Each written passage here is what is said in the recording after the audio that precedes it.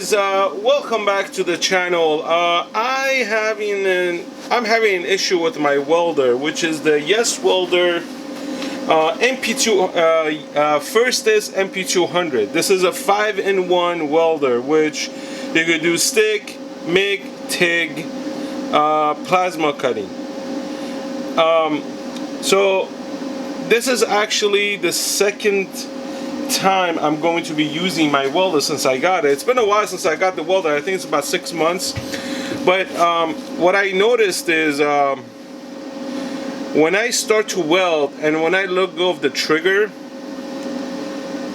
the feet doesn't stop. It keeps going. So I called Yeswelder and I asked them the question, like, what's going on? And you can see I have barely used it. Let me see if I can focus this real quick onto the head. Let me see if it can focus. There he is.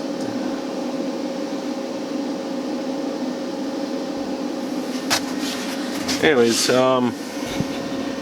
trying to see if you guys can see the inside. Here we go. It's fairly new,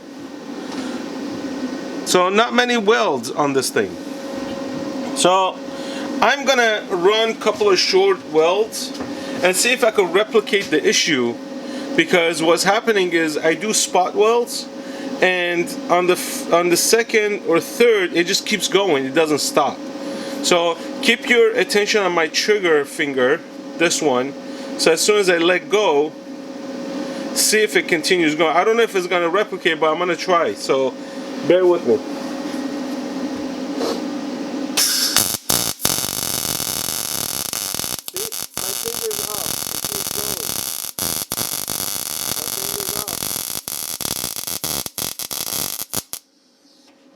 Look at that.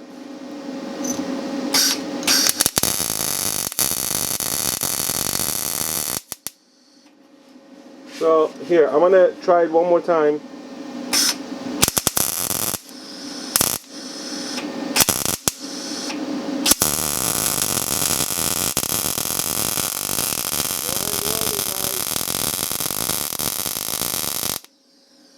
So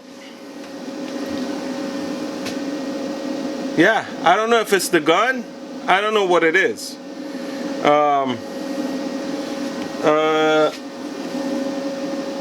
I looked at the settings, I went online, and it keeps doing it. So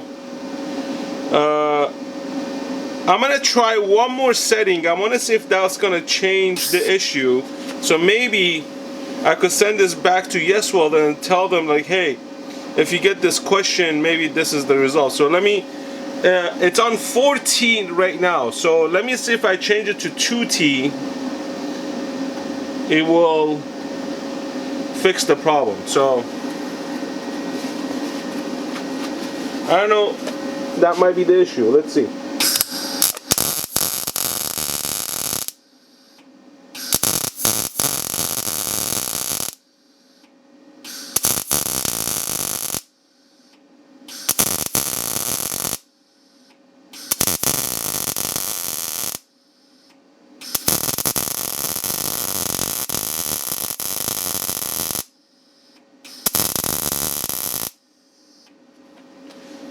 Alright, that seemed to fix the issue.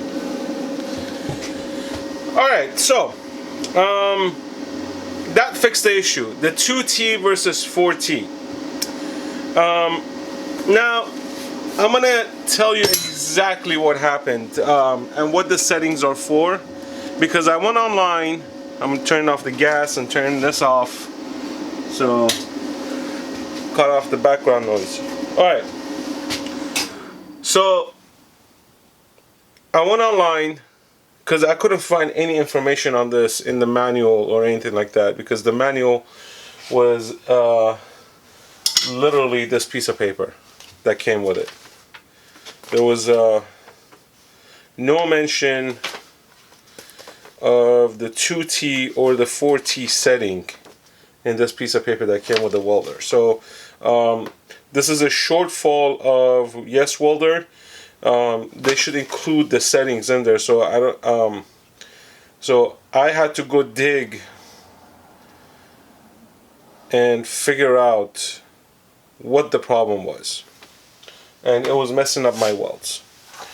So 2T setting is basically your normal setting. So if you're doing regular welding, spot welding, whatever, what have you, you could just do that with the 2T setting. So as soon as you let go of the trigger, you know, it'll stop the weld.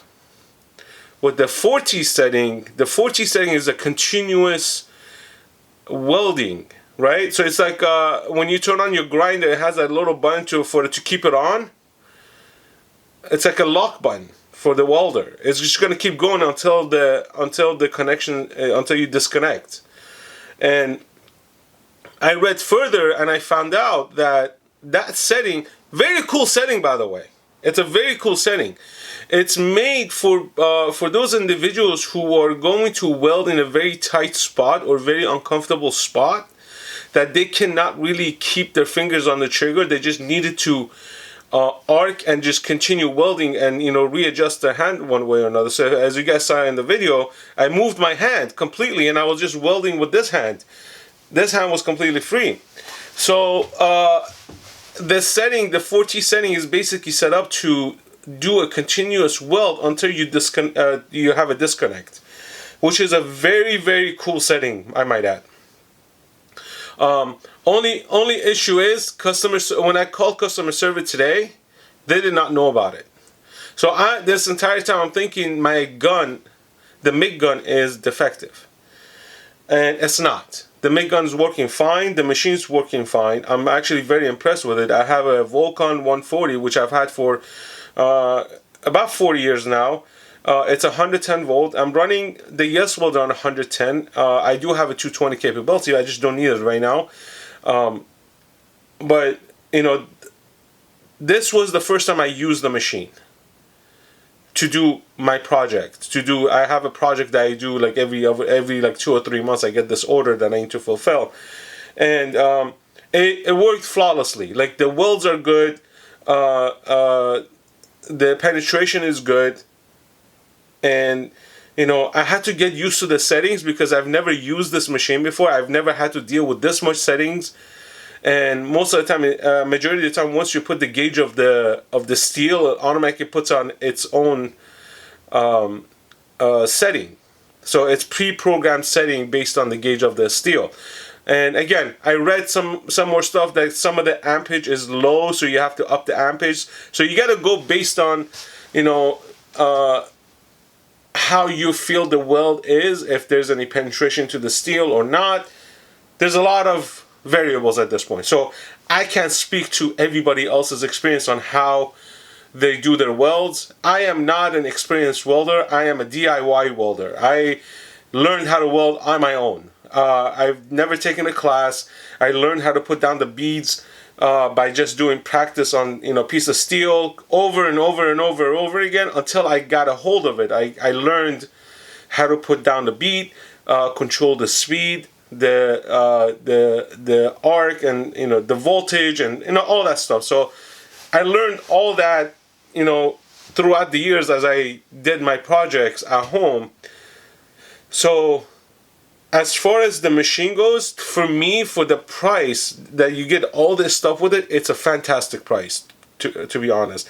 And the only reason I made this video because I thought my MIG gun was broken, and they asked me to make a video to show them that it's broken and to replicate the issue. So I was able to replicate the issue, and while I was welding, as you guys saw, I realized, hey, you know what, let me change the setting of the 2T and the 4T. So I did that. Then, as you can see, there was a cut in the frame, like I cut off to adjust the camera. Then I was like, you know what, let me go online, let me look real quick. So I went online, I looked, and I saw the difference between the 2T and 4T. I should have done that from the get-go before even I called them. But that's not the point. The point is, I called Yeswelder. Their phone was busy, but some rep called me back. I didn't even leave a message. So somebody saw I called like twice, so they're like, all right, you know, this guy needs help, so we're gonna call him back. So kudos to Yeswelder for having that type of system to call a client back. and I will email them. I will put a full explanation of what happened, so they'll have a record of it, because the MIG gun is not broken. It's working fine. It was just a user error. So a lot of this happens all the time. And mainly I have this channel set up for this purpose, is user errors. I'm full of errors when it comes down to projects and all that stuff. So I want to capture my errors, so you, as you see this video, you could learn from it and don't make the mistakes I made. That will be a time-saving situation for you guys. But I'm gonna continue doing my welds because I gotta get this project done, ship the materials out to the client, and go to my son's music concert. So until the next video, guys, peace out.